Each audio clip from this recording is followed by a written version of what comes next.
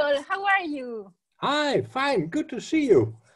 You're looking great, Maka. Thank you. You also. I'm so happy to have you here in CPTED Talk. Your experience is very relevant to spread all around the world. Oh, well, okay. Let's be modest a bit. Yeah, good point, good point. I will start, Paul, reading your biography, a summary, because it's very extensive, your biography, and then we will start with the questions. Okay.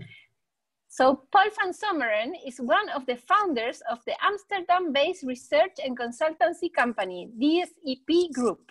Customer-oriented and critical, creative and analytical, programmatic and building on solid research. Paul loves sound analysis, good evaluation, and beautiful, clear text that encourage reflection. His ways are something provoking, often confronting, but always with the intention to find consensus, reach common goals, and get results. Paul studied social geography and urban and regional planning at the University of Amsterdam. He worked for the Dutch Ministries of Justice and Interior Affairs, National Crime Prevention Institute, for 3 years before he founded DSEP Group in 1984. Paul is director of the board of the International CPTED Association, Crime Prevention through Environmental Design for Europe, as well as director of the Dutch Designing Out Crime Association. In that capacity, he travels all over the world to lecture on these subjects. Areas of expertise include urban planning and design, crime prevention, safety, security, education, and social management. So Paul, welcome. I know you have a much longer CV biography, but we will start with the questions because we know you have so many topics to share with the audience. I'm old, so then you have a long CV. And I'm not traveling that much anymore because of COVID, of course. So yeah, of course, I can do more from home now. Yeah. Yeah, we know. We are suffering the same in all parts of the region, unfortunately. So we will start with the beginning. How did you start in CPTED, Paul? Well, you already mentioned I'm a geographer and an urban planner. And after my study, I started to work at the Ministry of Justice and the Ministry of Interior in the Netherlands. And that was very early work on crime prevention. It was the beginning of the 80s, I think, 80, 81, maybe even 79. So I quickly became interested in crime. And well, by education, I was an urban planner and a geographer. So if you mix these two, then you have crime prevention through environmental design. So right. that was by then starting off in the Netherlands quite a lot, also in the UK. In the Netherlands, it was actually seen as one of the best approaches to crime prevention. And we did a lot of work on that. We worked a lot with people from the Home Office in the UK also. But also, for example, I had discussions, fierce discussions, by the way, with Oscar Newman. Syria Jeffrey worked a while at the Ministry of Justice over here in the Netherlands also. So it was a kind of an international mix by then. So that's how I became interested in crime prevention through environmental design, which we give another name, by the way. We talk by then about crime and built environment or something, or crime prevention and built environment. And we always had the idea that we were not only talking about the physical built environment, but also the people in it. So it was a kind of a mix of a physical approach and a social approach to crime prevention. And for example, from the public authorities' perspective, they accepted from the beginning the idea to link environment, behavior, and crime? Yeah, that was by then, crime was really rocketing over here in Western Europe.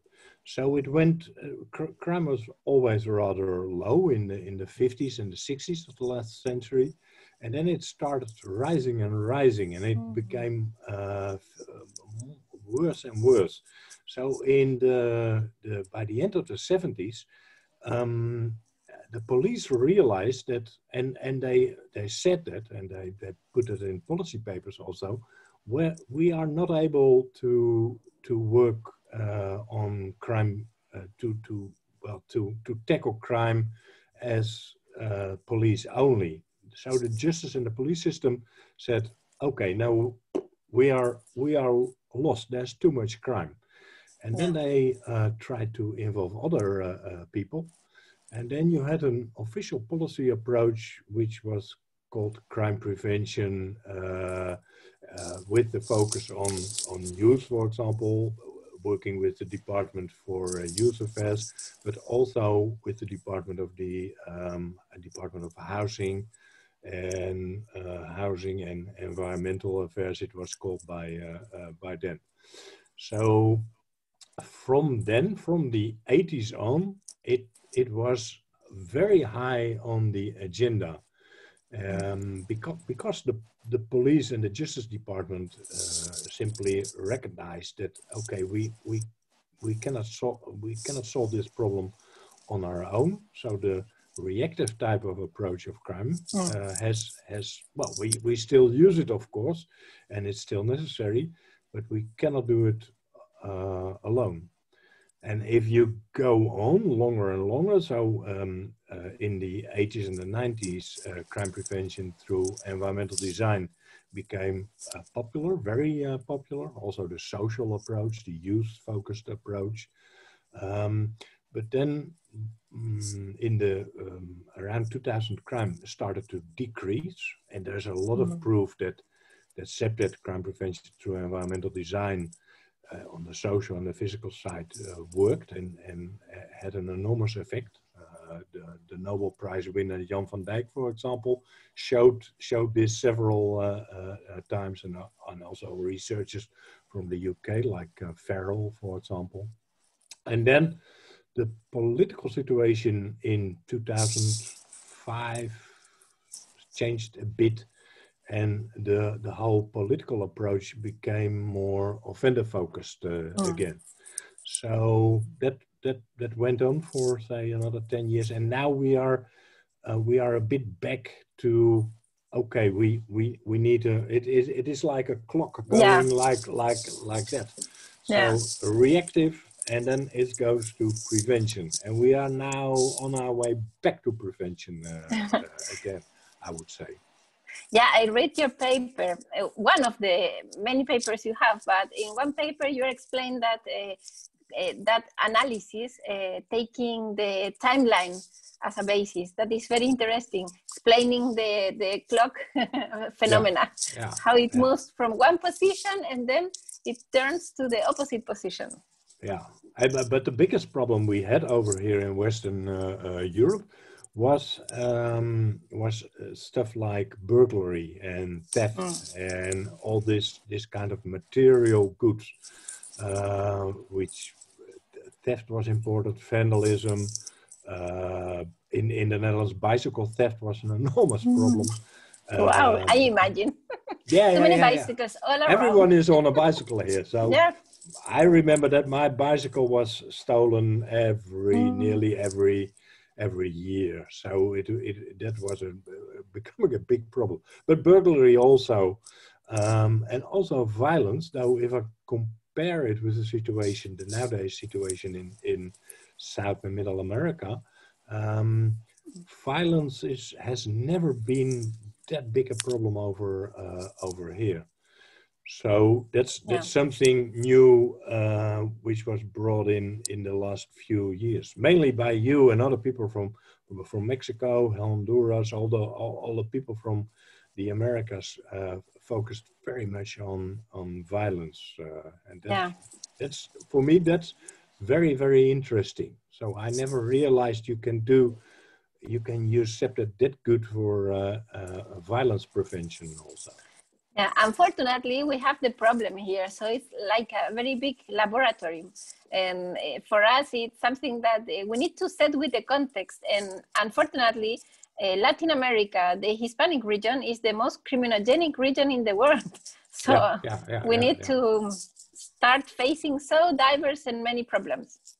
Yeah, I think the society over there is more a violent and macho type of society compared to Western Europe. Anyway, that was the beginning of it all. So I started working at the Ministry of Justice and Interior, but then after a few years I realized I wasn't the perfect civil servant. So then I started my own company together with Bram van Dijk, and that's a bit a joke gotten out of hand. It became bigger and bigger, and well, we are now about 40 people. And we're Great. we're doing a lot of research and research in CPTED and crime prevention, but also in culture, welfare, sports, youth, elderly people. So we have that whole array of different types of research, and we can use it very much also for crime prevention, because if we combine crime and crime prevention with, for example, youth or welfare or health approaches, then you often have a very good combination. And it's very good to have, on one hand, the research that makes the scientific evidence and everything, and also practical interventions. So you combine both. That's great. So that's a bit maybe an English tradition, also Anglo-Saxon type of tradition. So we are rather pragmatic over here, and we say, okay, let's give it a try, and you can try anything to prevent crime, but then the only thing you have to do is include a bit of research and see if it's working, and if it's working, how weird the policy might be. If it's working, it's okay for us. So we are still hired as a research bureau and consultancy bureau by the police, for example, by the ministries, by the cities, even by the Secret Service from time to time. And then you do a lot of what we call evaluation research. Okay, does it work? So this is the policy. Does it work? Yes or no? And how can you make it better? A kind of quality type of. This is very relevant. It's an evidence-based approach. So congratulations for that, Paul. And maybe this connects with my next question, because you are a very expert and you are working on standardization. And I want I want to ask you, please explain to the audience a little the work that you have done with the CPTED standard in Europe. Yeah, maybe I'll start with something which was done in the UK and the Netherlands. That was a label to prevent burglary in houses, house breaking.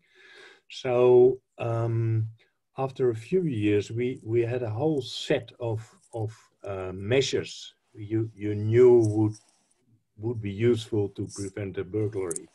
It was have a good lock on the door, have a good light, have good visibility and surveillance, have people who have coherence in the neighborhood.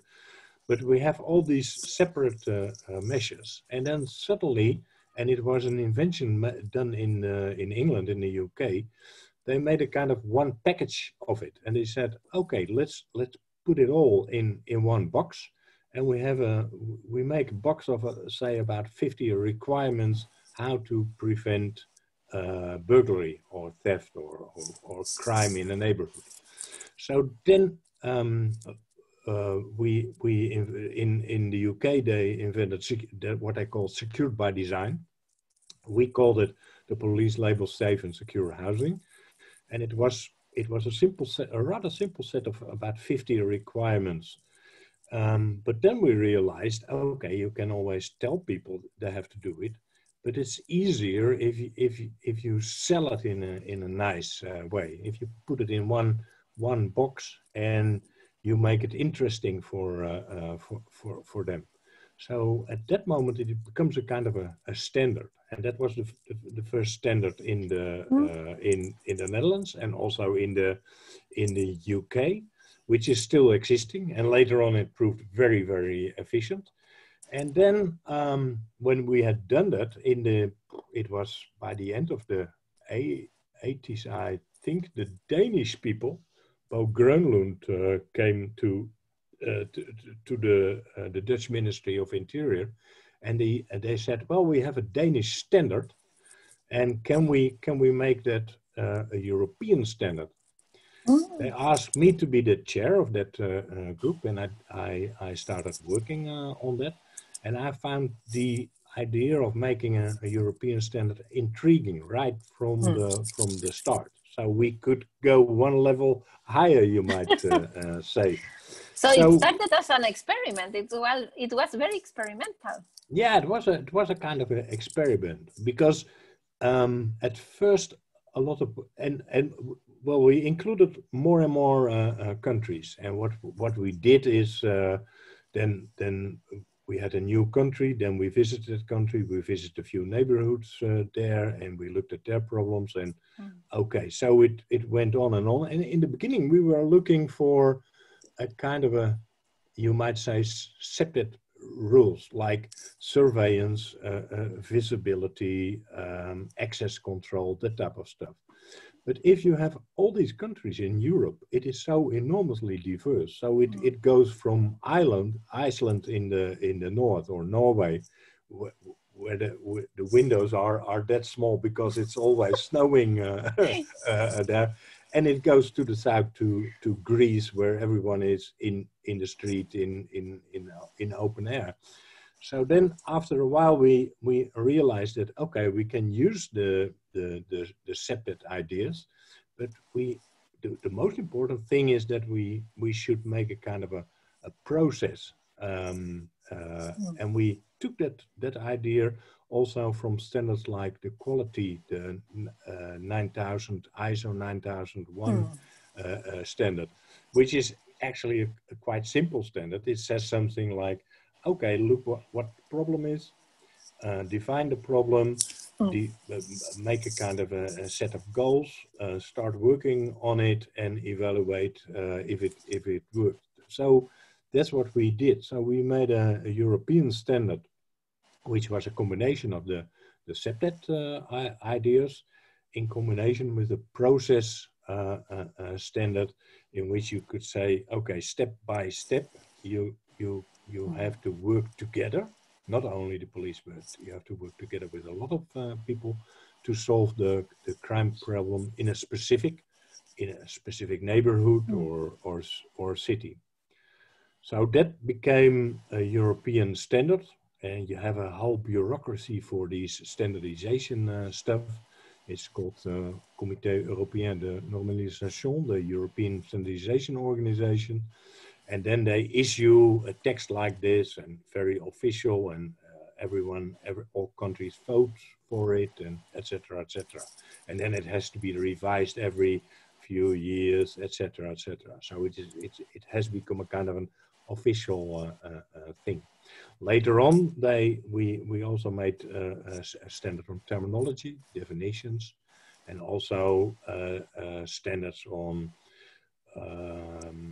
houses, how to work on crime prevention for houses, for public transport. Well, it is now there's a whole set of standards.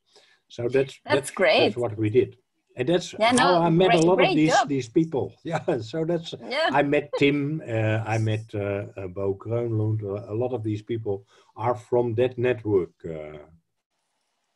Yeah, and also I want to highlight that you are the leader of the ICA Committee of Standardization, the Standardization ICA Committee. So this is a super key position, because ICA is in a process of renewal. We have a strategic and business plan led by Tim Pascoe that is changing many things inside the institution. And we are initiating the umbrella initiative, and we will connect we will articulate many regions of the world. So your experience with the European standard probably could be used as an example for other regions or could impact other regions. What do you think about that? Yeah, that's very good. And actually, we are already working that way, because I mentioned that each standard has to be updated or revised once every few years. That can be 5 years, 10 years, but at a certain moment the clock goes on, and the official bureaucracy says, well, you have to renovate this this standard. So then, and this time it was the Czech people from Prague, Czechoslovakia. They came to me again, and they said, well, you have been the chair. Can you do this revision too? And I'm working on that with Tim, but Tim Pesco. But Tim and I quickly said, well, it would be super if we could somehow include all that knowledge from the ICA. So a standard is actually, it's all about a rather simple text on how to do things, how to do crime prevention through environmental design. So we included a group of experts from the ICA, and they are now also officially included in this process. So the outcome might be a European standard, but we can also use that in a more general way, maybe worldwide. So it could be great. It would be a very good service for the different regions of the world. Asking for a standard. For example, we had a webinar 2 weeks ago, and some people from Argentina asked me about accepted standard. So different regions are very aware about the process, and they are waiting to have final products that they can consider. Yeah, you can always give them the old standard. So we have that that standard is available, and the good thing about standardization is you can buy it. You have to buy it, but you can buy it everywhere. In every country in the world, there is a standardization institute, and you can simply go there and ask for this standard. And if not, you can always contact me. And there is an official standard, and later on, Italian, French, and Spanish people made a kind of a manual to go with it. So a standard is always a bit dull, and it's a bit like a law. Yeah, it's not very vibrant, you might say. But together with a manual, then it works fine. So you can already use that, but well, it badly needs an update, and we're working on that. Yeah, and you will consider in this update, Paul, also some learning process that we had with the COVID crisis, for example. You will update the information, taking on account, for example, how to make more safety parks or public spaces, preventing COVID or something like that. Yeah, in that respect, the whole COVID crisis is interesting for me also as an urban planner, because suddenly you realize that, for example, very near a neighborhood, a green space, or within a neighborhood, green space is very important, where people can go to, keep their distance, but relax. So you see these differences between several states in Europe. You can see that in Spain, in the big cities in Spain, they have more problems compared to the city where I live in, where there's a lot of, well, I'm looking here at an open square, so we have more than enough space over here. So this is one lesson. Another lesson is focus less on cars and more on bikes and walking and that type of. So you have these lessons, and you can include them. Yeah, perfect. And my last question, can you make a comment to share with the audience? Can you describe the benefits of becoming an active ICA member? Well, what I always found very, very, very useful from the beginning, it started, my first ICA conference was, I think it was in Florida. So that must have been somewhere in the 80s when I went there. And the good thing about these ICA membership is that you are in touch with the literally the world of expert in CPTED. And even if you sometimes don't understand what these other people from completely other parts of the world are talking about, but in a way, if you listen well, you can learn so much from each other, and not in a literally way that you do exactly as they do it. So I look at what you are doing in Chile, for example, but I cannot use it in a very strict way, but the ideas behind it are important. So you can learn from looking at what other people do, the problems they are having, they are facing, and learn from that quite a lot. And you have a kind of an official organization for that, with a great leadership nowadays. By the way, yeah. So that's another thing. This whole ICA used to be a very North American and European thing, but the last few years, the whole of America, the middle of South America also participated, and India now, and Australia and New Zealand. So we literally cover the whole world, and it's really fascinating to have talks with all these people. Sometimes you have to get out of bed early, but it is intriguing to do that. Yeah, when we have the Zoom meetings connecting with different regions. Yeah, you're right. Yeah. But the world is changing, and so ICA, it's evolving. Sorry, ICA. It's evolving. Yeah. That's and one of the good things is this type of Zoom meetings. When we started somewhere in the 80s, the 90s, we literally had to come together and write letters or mails or that type of stuff. It took days to communicate, but now you can simply, well, you open your laptop, and I just had a conversation with a lot of people on WhatsApp about the definition of first and second generation system. Yeah, today you can do that in a few seconds nowadays. That's good. Yeah, that's great. Yeah. And can you say closing remarks, a strong idea that you want to share with the audience about CPTED? Well, I think CPTED is a very important approach to do something about crime and to prevent crime, but it is bigger than that. So it is about quality of life of a lot of people, quality of life of neighborhoods, of countries even. So it is important to share this knowledge, and the ICA is a perfect way to do that. So crime prevention through environmental design. Well, the last few years I'm actually thinking is that first C, that crime, we have to grow bigger maybe, and to make it a Q, the quality of life actually.